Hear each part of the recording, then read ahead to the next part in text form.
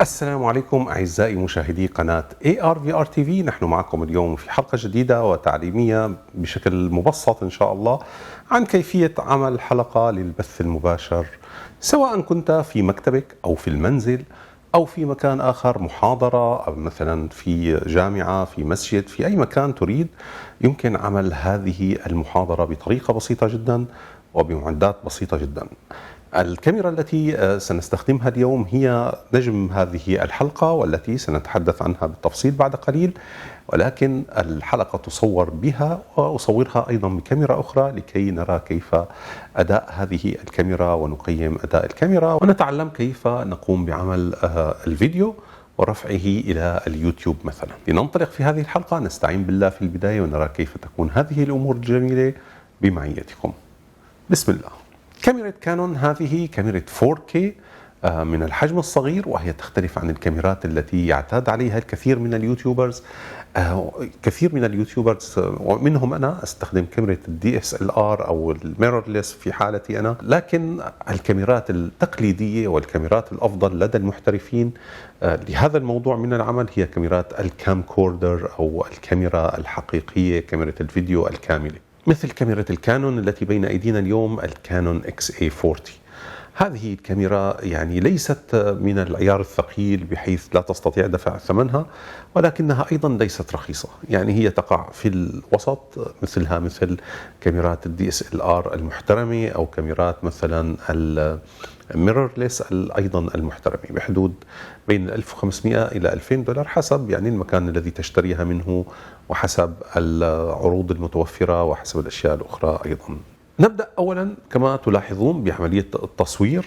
نقوم باختيار مكان مناسب، إضاءة مناسبة، ربما لا تحتاج إلى إعداد إضاءة احترافية إن لم تكن المادة التي تقدمها احترافية وتحتاج إلى مستوى عالي من الإضاءة، لكن بالتأكيد الأفضل أن تقوم بعمل كل شيء في أحسن حالاته. وهناك فيديوهات كثيرة لتعليم الإضاءة والتصوير على اليوتيوب يمكن مشاهدتها ومتابعتها. أما بالنسبة للصوت فهناك أجهزة خاصة لالتقاط الصوت، أورد لكم أحدها هنا. هذا الجهاز يستطيع استقبال الصوت من متحدثين بوقت واحد وإدخاله إلى الكاميرا. مجموعة جيدة جدا تجدها بحدود 200 إلى 300 دولار، وهناك الأنواع الأفضل طبعا أغلى من ذلك تصل إلى 600 دولار وربما أكثر. في هذه المجموعة نجد هناك 2 transmitters، أي جهازين لإرسال الصوت، ومستقبل واحد يقع على الكاميرا. تعمل هذه المجموعة بالبطاريات AA العادية، وهذا أفضل لكي تستطيع تبديلها بشكل دائم، أفضل من الأشياء الأخرى القابلة للشحن. تستطيع تركيب جزء الاستقبال فوق الكاميرا، إما الكاميرا DSLR أو الميرورلس، وهذا هو الجهاز المستقبل. نركب جهاز الاستقبال على الكاميرا ومن ثم نقوم بتوصيله بكابل مباشر إلى مدخل الميكروفون في الكاميرا. ويمكن أيضا استخدام هناك عدة توصيلات. هنا توصيلة للكاميرات الميرورلس والDSLR بشكل مباشر 3.5 ملم. أما بالنسبة للكاميرا التي بين أيدينا الكانون فهي تحتاج إلى توصيلة أخرى من نوع خاص. نقوم الآن بتركيب القطعة الخاصة بالكاميرا الكانون. هنا تأتي بمدخل XLR إلى مدخل 3.5 ملم. نركب هذه القطعة الريسيفر فوق الكاميرا بحيث تستقبل الصوت بشكل مباشر. هنا يجب ملاحظة أنه بعد وضع البطاريات وتشغيل الجهازين الريسيفر والترانسميتر يجب أن يكونا على نفس الموجة أو نفس رقم التشانل، وبذلك تحصل على الصوت مباشر من الشخص المتحدث إلى الكاميرا. طبعا لو كانوا شخصين نشغل الميكروفونين ونحصل على كل واحد منهما على تشانل مختلفة. والآن نقوم بتركيب الميكروفون ونضعه في جيب الشخص المتحدث هنا.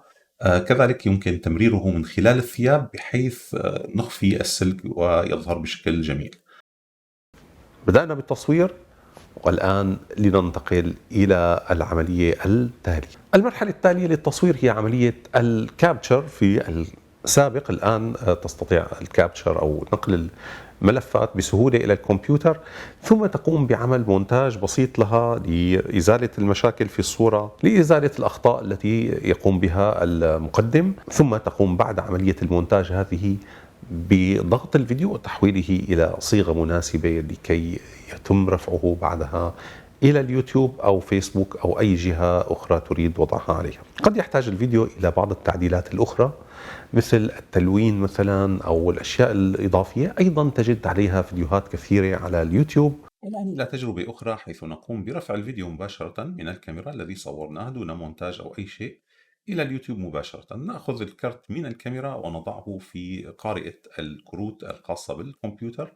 في أغلب الكمبيوترات أصبحت هذه بطاقة خارجية، أيضا كرت خارجي تستطيع توصيله بالكمبيوتر، ومن ثم تجد فيه ملفات الفيديو. الآن نقوم بعمل Create فيديو في اليوتيوب، ومن ثم نسحب هذا الفيديو ونضعه في الكرييت أو في الأبلود، وتجد أن الإعدادات هنا تقودك هي بنفسها، تقول لك أن تقوم بتسمية الفيديو، ومن ثم تقوم بعد ذلك بوصف هذا الفيديو ما هو، ماذا فيه من أشياء، هل هي محاضرة، هل هي درس مثلا، أو أي شيء آخر تريد وضعه، فيديو تعليمي إلى آخر ذلك.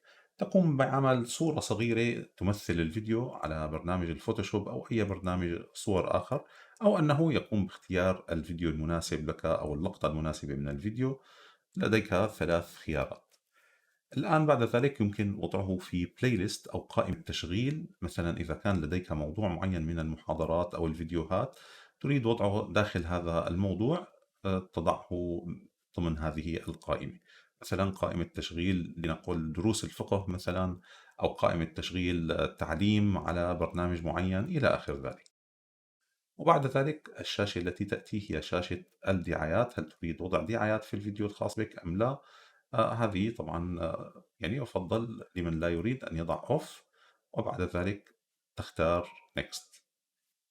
ثم يقوم بعمل الخيارات التي تريد. هو يقوم بفحص الفيديو هل فيه أشياء مخالفة مثلا أو مأخوذة من قنوات أخرى، وبعد ذلك تضع الفيزيبيليتي أو الظهور على unlisted حتى ينتهي من الإجراءات الخاصة به، ومن بعدها تغيره إلى الوضعية public بحيث يراه جميع الناس. العملية بسيطة جدا وسهلة للغاية، ومن ثم تجده موجودا على قناتك بإذن الله.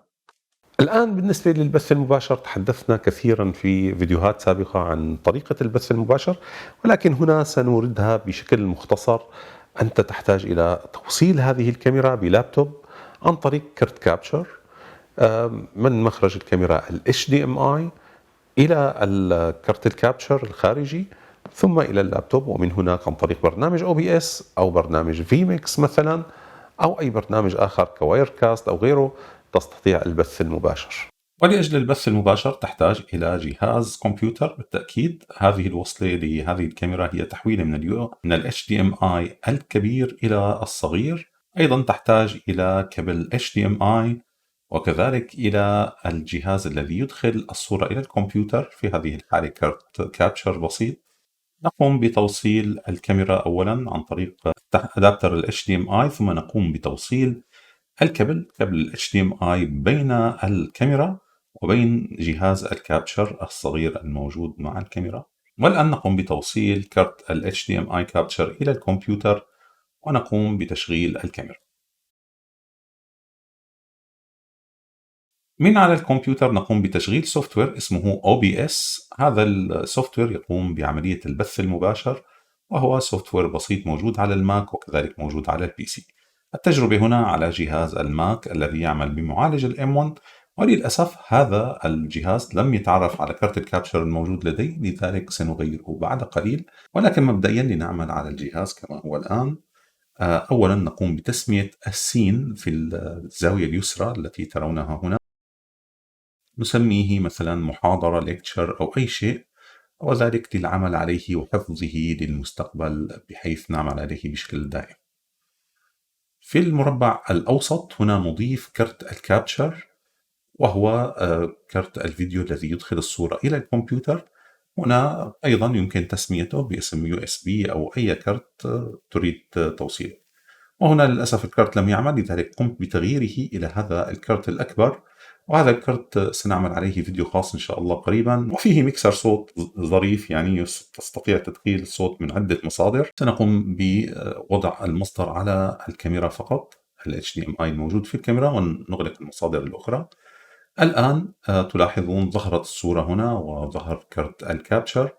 هذه الصورة التي تعطينا إياها الكاميرا. الآن يمكن لبرنامج ال OBS أن يعمل باللغة العربية كذلك بالإنجليزية. الآن نذهب في الإعدادات إلى Settings الإعدادات، ثم بعدها نختار Stream ونختار خدمة اليوتيوب هنا لكي نقوم بعمل بث مباشر على اليوتيوب. ومن خلال القناة الخاصة بك تذهب إلى صفحة البث المباشر أيضا على يوتيوب، ونقوم بعمل ستريم جديد، نيو ستريم، ونختار إعداداته هنا بالتفصيل كما شرحنا في فيديو سابق يمكن الذهاب إليه لرؤية ذلك. الآن نقوم بضغط زر ستريم من ال OBS، فتقوم الصورة بالذهاب من الكمبيوتر هنا إلى اللايف ستريم.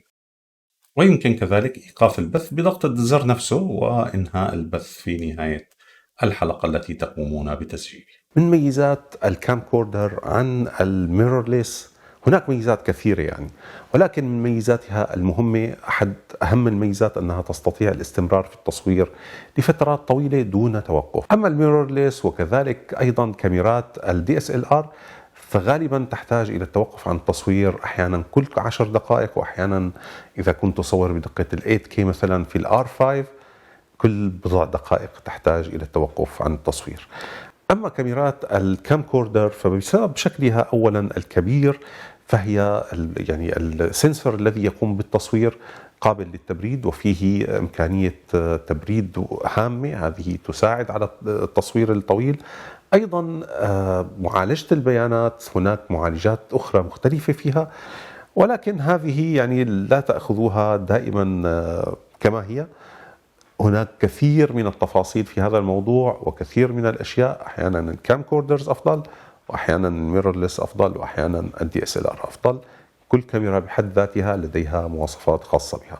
أما هذه الكاميرا الكانون التي نتحدث عليها فكما تلاحظون صورتها جميلة للغاية، وليست يعني ليست خارقة وليست أيضا أقل من ذلك، إنما هي كاميرا ممتازة لهذا العمل الذي تريدون العمل عليه بشكل خاص، يعني عمل فيديوهات لليوتيوب وما شابه. أما إن كان التصوير للقنوات الفضائية والتلفزيون والنتوركس وما شابه لا، هذا يعني يحتاج إلى كاميرات متقدمة. الدي اس ال ار قد تساعدك في إعطاء الصورة والإيحاء بأنك في جو سينمائي أكثر من كاميرات الكامكوردر بشكل عام. وفي نهاية هذا الفيديو أرجو أن تكون المعلومة قد وصلت أعزائي المشاهدين، وقد لاحظتم كيف يتم عمل فيديو ورفعه إلى اليوتيوب أو أي مكان آخر كما ذكرنا بكل سهولة وبساطة إن شاء الله. أراكم في حلقة أخرى، وإلى اللقاء، والسلام عليكم ورحمة الله وبركاته. لا تنسوا الاشتراك بالقناة وتفعيل الجرس لكي يصلكم كل ما هو جديد من ARVR TV، وإلى اللقاء والسلام عليكم.